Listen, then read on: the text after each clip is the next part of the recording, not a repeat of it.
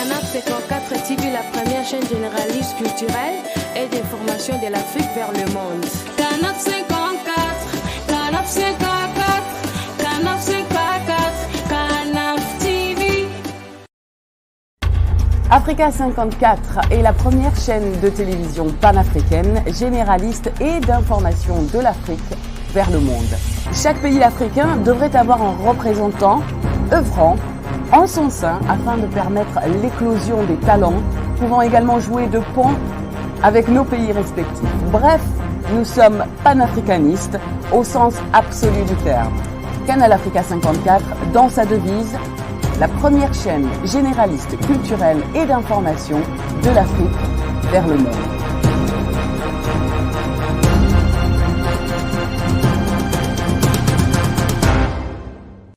Canal Africa 54 will give to Africans and Afro-Caribbean what they have long been waiting for, expression of their own voice alongside the Western media and elsewhere in the globe. We aim to make the channel professional, sophisticated, contemporary. This channel will offer to viewers a unique experience in digital broadcasting. Our broadcasting and creative departments are dedicated towards having a constant flow of interesting and exciting programs. By using the most sophisticated methods of production, we aim to provide programming which is second to none, developing and enhancing the digital TV services throughout interactive mediums.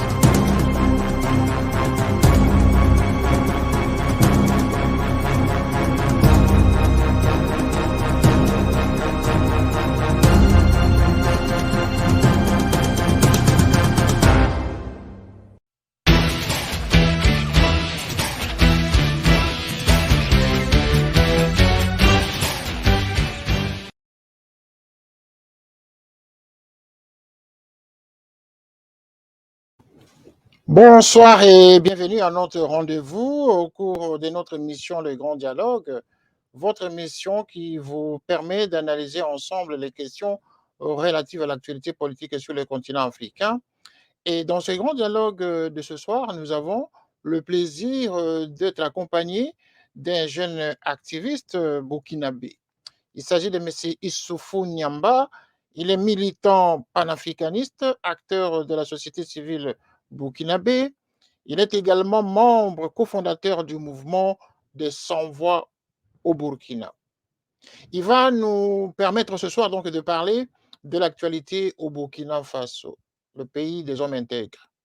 C'est lui qui nous fait l'honneur ce soir de décrypter l'actualité sur 3 sujets que nous avons choisis avec lui, notamment son point de vue sur la situation relative au mouvement anti-français actuellement qui se développe sur le continent africain, notamment en Afrique de l'Ouest. Mais également, toute l'Afrique est en train de connaître cet élan vers ce mouvement anti-français. Qu'est-ce qu'il en est comme raison principale?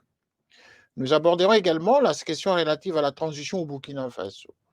Depuis que la junte militaire a pris le pouvoir, nous allons voir dans quelle mesure les choses ont changé depuis que le président Makaboré a été évincé de son siège. Et enfin, nous parlerons du procès de Thomas Sankara. La question qui sera posée ici, c'est de savoir si M. Blaise Compaoré pourrait être extradé de la Côte d'Ivoire vers le Burkina pour être jugé. Voilà les 3 sujets pour lesquels nous allons discuter ce soir avec M. Issoufou Niamba, qui est en direct avec nous à partir du Burkina. Monsieur Issoufou Niamba, bonsoir. Bonsoir, bonsoir ses camarades. Bonsoir à tous les camarades qui nous écoutent, tous les panafricanistes à travers le monde, en Afrique et dans la diaspora. Bonsoir à tous les combattants de la liberté, tous ceux qui sont épris de justice sociale dans le monde. Voilà, vous êtes le bienvenu à notre émission, comme nous venions de vous présenter tout à l'heure. Vous avez plusieurs casquettes en tout cas, en tant que jeune militant panafricaniste. D'abord, pour commencer notre série de questions, commençons par les commencements. Monsieur Issoufou, qui êtes-vous au juste pour l'intérêt de ceux qui nous regardent pour l'instant? Ben, comme vous l'avez dit, hein, Issoufou Niamba, c'est un militant panafricaniste, acteur de la société civile burkinabé, démocrate par conviction. J'ai depuis l'université, comme pour la plupart des gens, j'ai milité dans la société civile. En son temps, c'était effectivement le mouvement des sans-voix et nous sommes retrouvés en tant qu'étudiants. On a commencé à se poser un certain nombre de questions existentielles. Notamment, on se demandait dans quel monde nous sommes, pourquoi ça ne va pas. Et on a compris que notre destin était lié forcément à un système global. Donc, on s'est organisé au sein de cette société civile, un mouvement des sans-voix. Et notre premier combat a été le combat contre les accords de partenariat économique qui avaient été décidés en son temps. Après, on a réagi aussi sur les programmes d'ajustement structurel. Et les choses ont avancé au niveau interne. Moi, je me suis retrouvé au sein du Balai citoyen.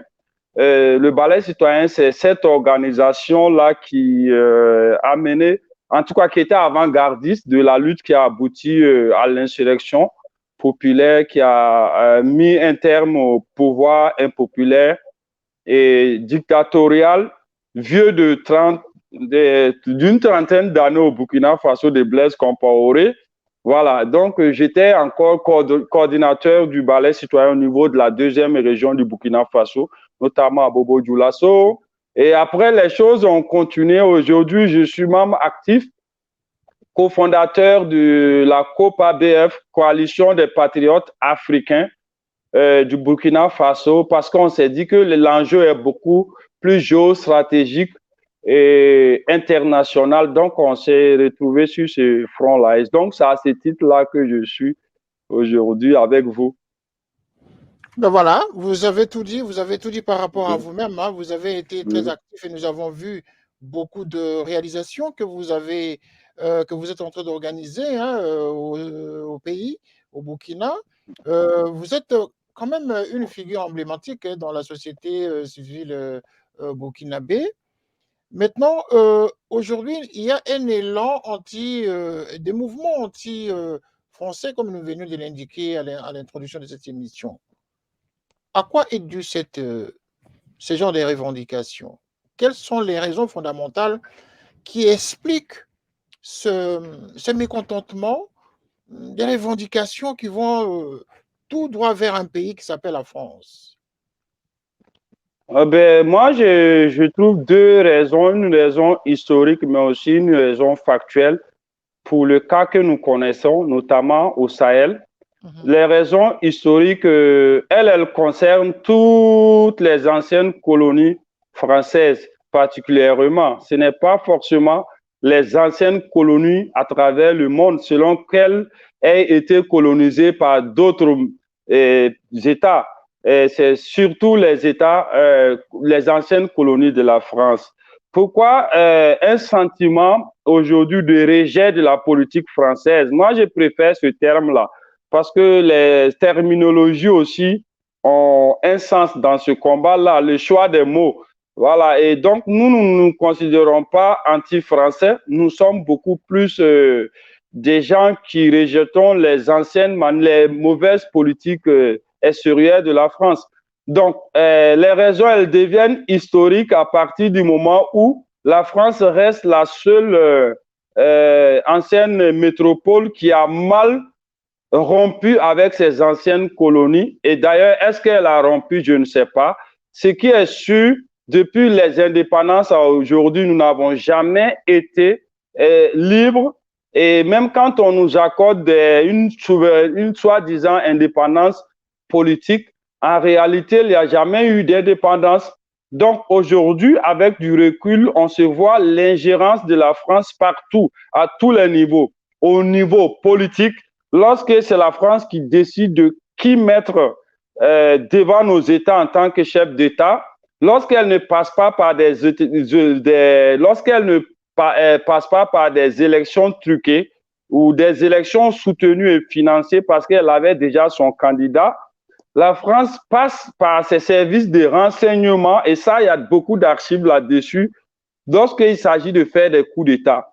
et elle continue. Au niveau économique, aujourd'hui, jusqu'à présent, notre monnaie est encore fabriquée en France.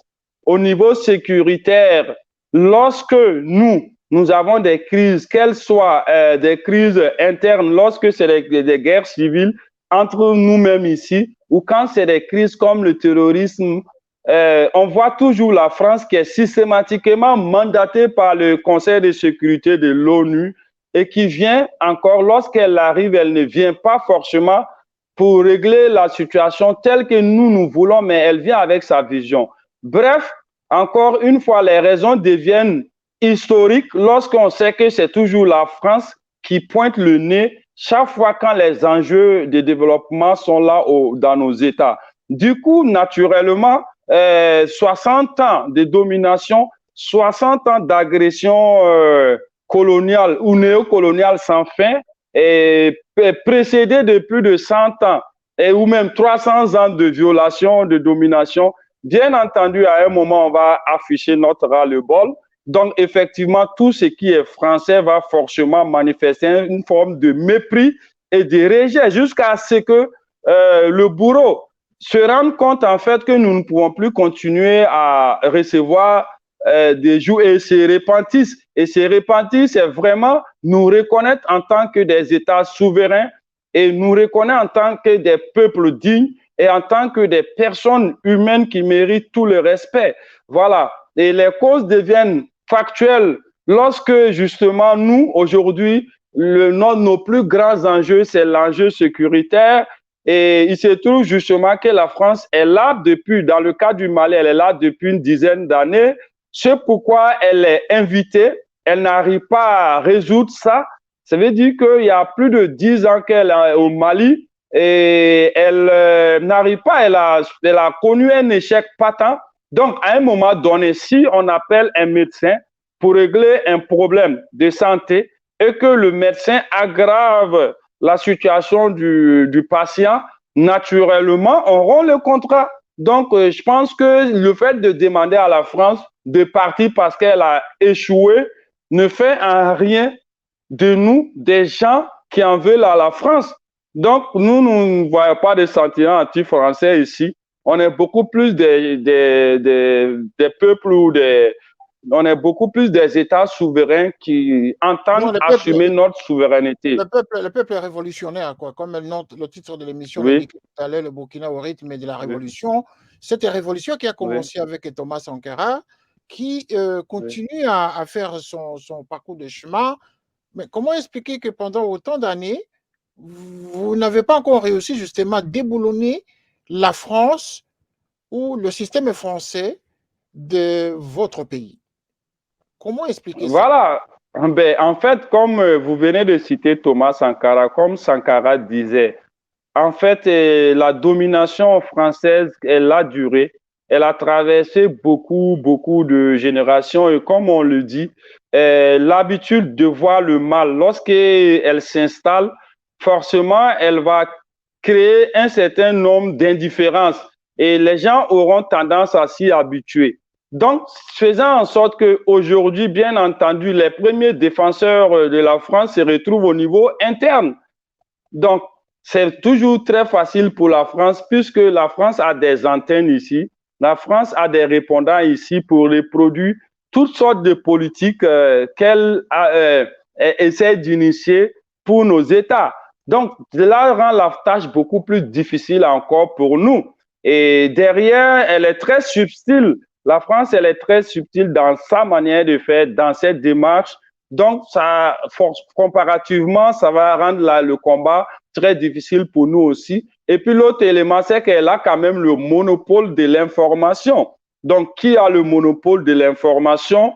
Même à l'adresse de nos États, qui a le monopole de l'information contrôle l'opinion. Et je pense que les transformations au niveau des sociétés, c'est aussi et surtout l'opinion. C'est l'opinion qui fait les transformations. Donc, la France a le monopole de l'information.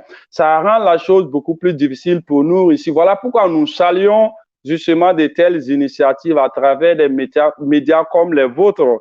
Et aussi et surtout, je voudrais dire qu'aujourd'hui, quand nous regardons 30 ans en arrière, c'est vrai, moi, je suis encore jeune, mais j'ai quand même 20 ans à mon actif dans ce combat-là. Et ce qui est certain, c'est qu'il y a beaucoup d'avancées.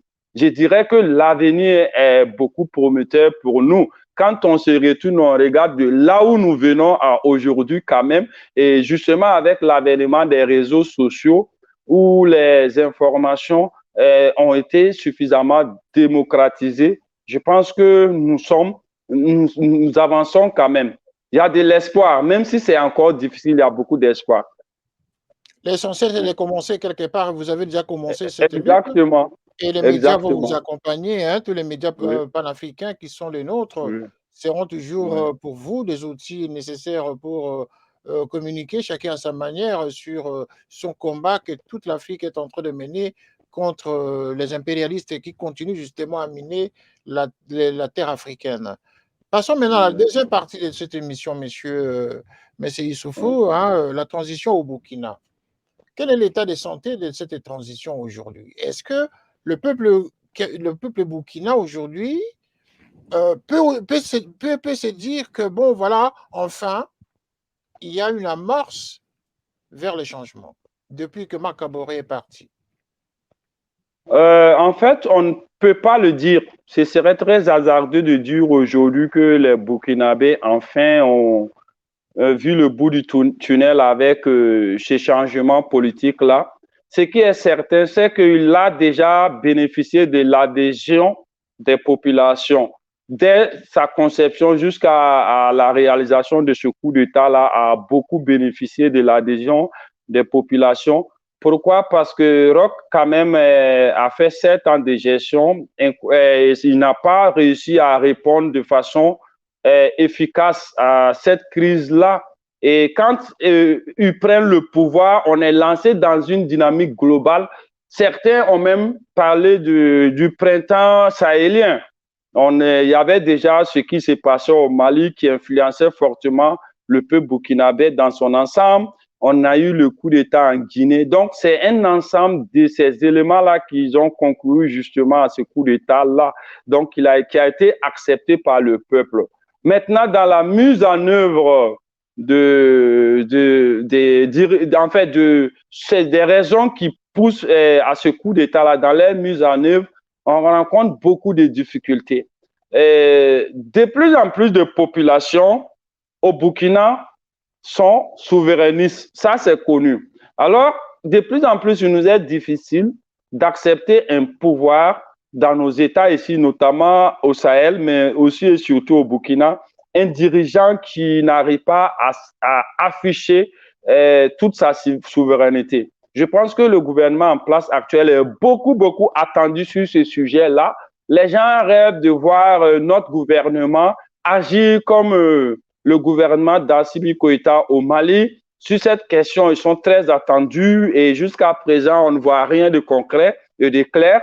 Mais aussi et surtout sur la question sécuritaire, je ne dirais pas que la situation s'est arrangée comme on pouvait s'y attendre, mais quand même, il y a des efforts à reconnaître et même dans les approches aussi, ils se sont rendus compte un temps que toute guerre, de toute façon, finit sur la table des négociations. Et ça fait partie quand même des avancées avec le nouveau régime en place là. Et ça aussi, ça a salué parce que on a compris un temps que parmi les terroristes qui nous attaquent chaque jour, il y a beaucoup de nos propres frères burkinabés qui sont là-dedans. Et l'approche consiste donc à aller vers les populations, à s'asseoir, discuter avec les dignitaires au niveau local et voir qui sont ceux qu'on peut récupérer, voilà, pour démanteler les rangs des terroristes. Ça fait partie quand même des nouvelles approches avec ce nouveau gouvernement-là. Mais en vérité, nous continuons à subir de façon quasi quotidienne ces attaques terroristes-là. Donc, nous ne dirons pas qu'il y a un changement qualitatif. Quoi. Donc, il n'y a pas encore de changement qualitatif, vous dites. Mais quels sont les rapports de la junte militaire, hein? Je ne sais pas comment on peut considérer ce gouvernement, mais ce sont des militaires quand même qui ont pris le pouvoir par la voie qui a été constatée. Mais quels sont les rapports avec la CEDEAO actuellement au niveau du fonctionnement du gouvernement burkinabé? Est-ce qu'il y a une bonne entente entre le gouvernement burkinabé actuellement composé par ses militaires et les autorités de la CEDEAO? Je ne dirais pas qu'il y a une bonne entente. Il y a quand même des points d'incompréhension entre la CEDEAO et le gouvernement actuel, mais je ne dirais pas aussi que la crise est ouverte comme c'est le cas au Mali. Parce que dès le lendemain du coup d'État, nous-mêmes au niveau des populations civiles là, on s'était déjà organisé en tant que structure souverainiste pour s'attendre éventuellement à des sanctions de la CEDEAO qui déjà dans ces textes rejette tout coup d'État, quelle que soit sa forme, par principe. Donc, on s'était organisé pour mener la lutte et résister aux injections et aux injonctions de la CEDEAO. Et on a compris qu'en fait, non, il y avait un bon dialogue entre eux et les choses ont avancé. Et je pense que c'est hier ou aujourd'hui, justement, où la dernière note de la CEDEAO est sortie. Elle ne se plie pas à la volonté des Burkinabés et du gouvernement burkinabé qui demande de voir encore plus loin le temps accordé à la transition, notamment 36 mois, c'est-à-dire 3 ans, tel que décidé par l'ensemble des forces vives. Et aussi la CEDEAO, tel que le gouvernement n'a de cesse de la demander, qu'elle ferait bien de nous accompagner au niveau militaire et matériel et financier pour juguler justement la crise terroriste que nous subissons depuis bientôt 7 ans ou 8 ans maintenant. Donc, la CEDEAO ne l'entend pas. Elle est là juste pour nous conduire à une démocratie électoraliste telle qu'elle a toujours fait, avec des résultats qui n'ont jamais été à la hauteur de nos attentes. Le Burkina, quand même, est particulier, a le record des coups d'État avec cette démocratie électoraliste-là. Donc, il y a quelque chose qui ne va pas. À un moment donné, on s'arrête, on demande. Quand ça ne va pas, 8 coups d'État de 60 ans, de 1960 à aujourd'hui, on a un record quand même. Donc, ça veut dire qu'on va pas accepter les anciennes manières de faire. Donc, rien que hier, la CEDEAO nous demandait encore, et elle informe le gouvernement burkinabé que très bientôt, il y a encore une délégation de la CEDEAO qui va revenir encore voir les autorités et travailler encore. Je ne dirais pas qu'il y a une bonne entente, mais je dis que le dialogue est là et n'est pas rompu comme dans le cas du Mali. Alors, lorsque vous regardez le cas, par exemple, de la Guinée-Conakry, en passant par le Mali, hein, c'est aussi deux pays qui ont fait ce coup de force, ces différents coups de force pour évincer justement les dictatures qui étaient installées dans les pays respectifs. Lorsque vous comparez le cas du Burkina et le cas du Mali et de la Guinée, vous vous dites que vous êtes en retard au niveau des efforts de changement et des rapports avec la CEDEAO en comparant justement avec les deux autres pays qui ont fait les coups de force. On ne va pas dire qu'on est en retard parce que les histoires n'étant pas les mêmes, les réalités n'étant pas les mêmes, parce qu'en 2014, le Burkina aussi était propulsé au sommet des États qui vraiment, avec des jeunesses organisées et mobilisées qui arrivent quand même à mener le combat pour la liberté. En 2014, avec l'insurrection populaire qui a mis fin au pouvoir de Blaise Compaoré, c'était quand même inédit au Burkina qu'une insurrection civile à main nue des jeunes comme ça puissent affronter un régime vieux de 30 ans. Alors donc, mais est-ce que nous sommes en retard? Non. De toute façon, on ne peut pas tirer de conclusions sur l'évolution des peuples, mais je reconnaîtrais qu'il y a un sentiment d'un goût inachevé parce que le lendemain quand même du putsch au Burkina, les gens ont quand même rêvé. La jeunesse est sortie pour acclamer, pour saluer l'avènement de ce coup d'État-là. Nous disions que systématiquement, les nouvelles autorités allaient s'aligner derrière le Mali et déjà ouvrir la frontière entre le Burkina et Mali et remettre pas des gestes comme ça, quoi. Et aussi tenir un certain nombre de discours. C'est tenir un certain nombre de discours comme à la Thomas Sankara. Mais je pense qu'ils ont peut-être opté pour la réelle politique ou pour beaucoup plus de diplomatie. Donc, il y a ce sentiment-là quand même et on les attend sur ces questions-là, comme je l'avais dit précédemment. Mais nous, dès le début, on a eu la chance, en tout cas au niveau de la Coupe ABF, de rencontrer nos nouvelles autorités. Nous leur avons parlé de ces attentes-là qui sont de plus en plus pressantes au niveau de la jeunesse africaine dans son ensemble. Et ils nous ont dit qu'ils sont assez jeunes comme nous et qu'ils l'entendaient aussi, ils en sont conscients et qu'ils allaient évoluer de façon étatique, mais pas de façon aussi radicale. Donc, nous les attendons sur ce sujet-là. Je ne pense pas qu'on soit en retard, mais quand même, on aurait voulu qu'on fasse mieux. On aurait voulu qu'on fasse mieux.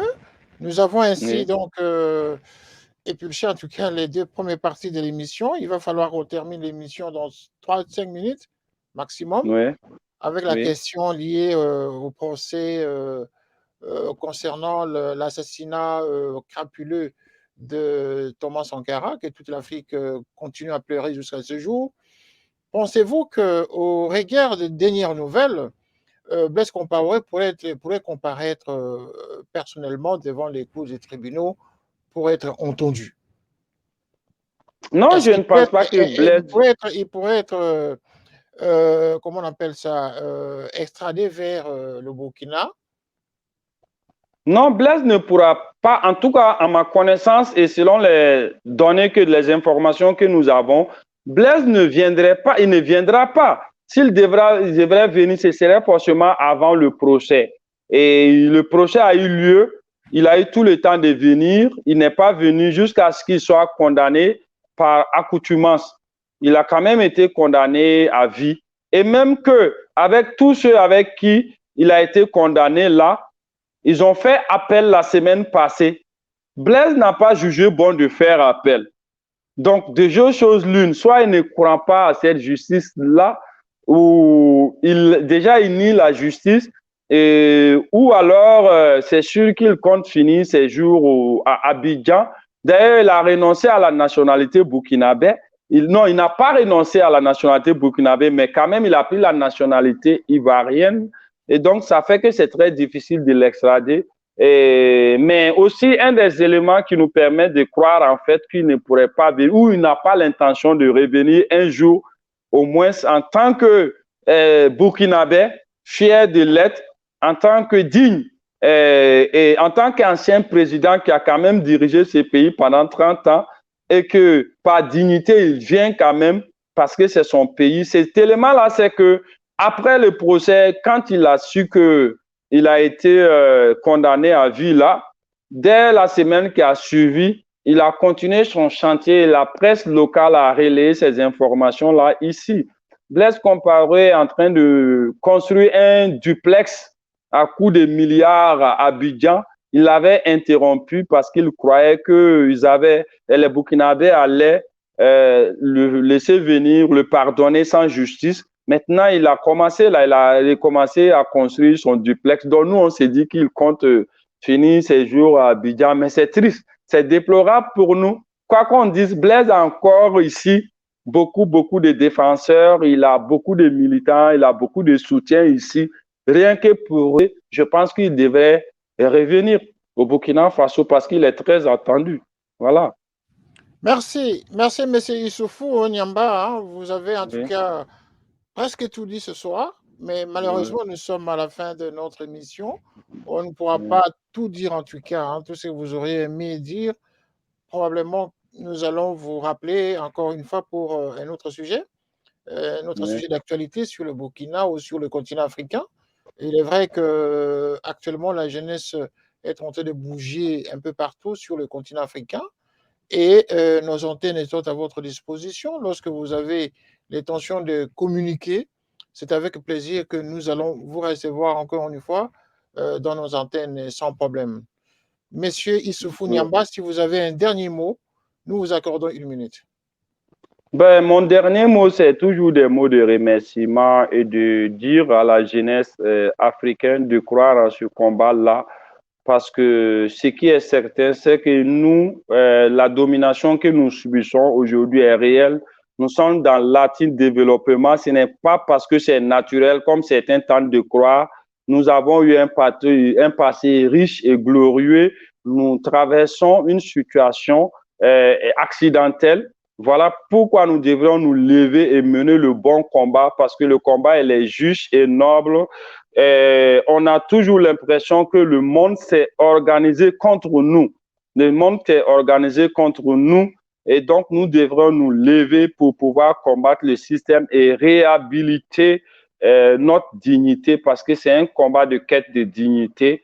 Et partout, on trouverait les Noirs de telle sorte que nous soyons respectés et que nous ayons la place qui nous revient des droits et que nous ne soyons plus jugés et condamnés sur la base de notre origine sociale. C'est ça le combat et il mérite d'être mené et nous allons le mener.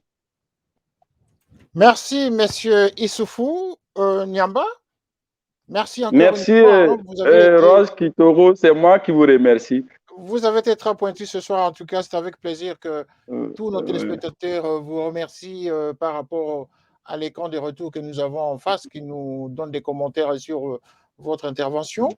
Et c'est avec un grand plaisir, comme je l'ai dit tout à l'heure, que nous vous disons encore une fois courage au Burkina et courage à tous les jeunes burkinabés, ainsi que tous ces jeunes qui sont du côté de l'Afrique de l'Ouest, qui luttent pour les changements de l'Afrique. Et nous, de notre côté, nous allons donner notre contribution selon que nous pouvons le faire. Merci encore une fois et bonsoir chez vous, au pays. Merci et bonne soirée à tous. Merci. Merci, monsieur Niamba. Merci beaucoup. À très bientôt. Voilà, merci de nous avoir suivis, vous tous qui êtes en train de nous suivre sur Canal 54 ainsi que sur le canal de Télé Saturne. Vous avez suivi ce jeune burkinabé, M. Issoufou Niamba, qui est activiste au Burkina, qui est également membre cofondateur du mouvement des Sans-Voix. Il a parlé librement. C'est une nouvelle génération qui est en train de faire bouger les choses sur le continent africain. Vous tous qui nous regardez, l'antenne est à vous, à votre disposition. Si vous avez des projets de développement, de discussion sur les avancées politiques, sociales et économiques du continent africain, vous êtes tous les bienvenus pour participer au grand dialogue.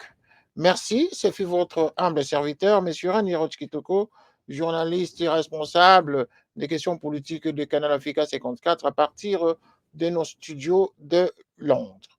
Merci de nous avoir suivis et c'est avec plaisir que nous allons vous quitter tout en vous remerciant encore une fois de votre fidélité. À très bientôt pour une nouvelle édition. Au revoir.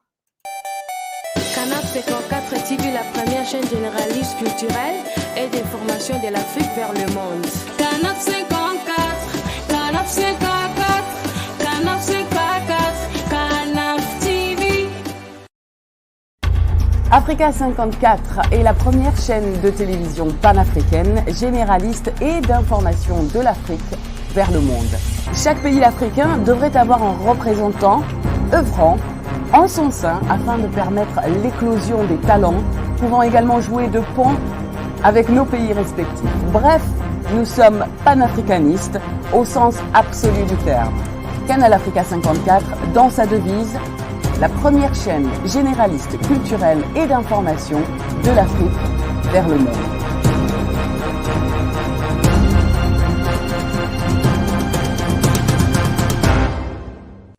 Canal Africa 54 will give to Africans and Afro-Caribbean what they have long been waiting for, expression of their own voice alongside the Western media and elsewhere in the globe.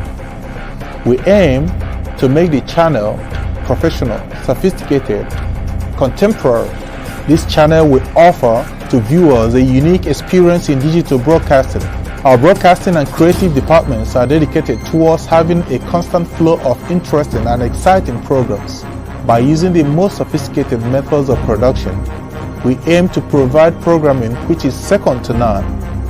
developing and enhancing the digital TV services throughout interactive mediums.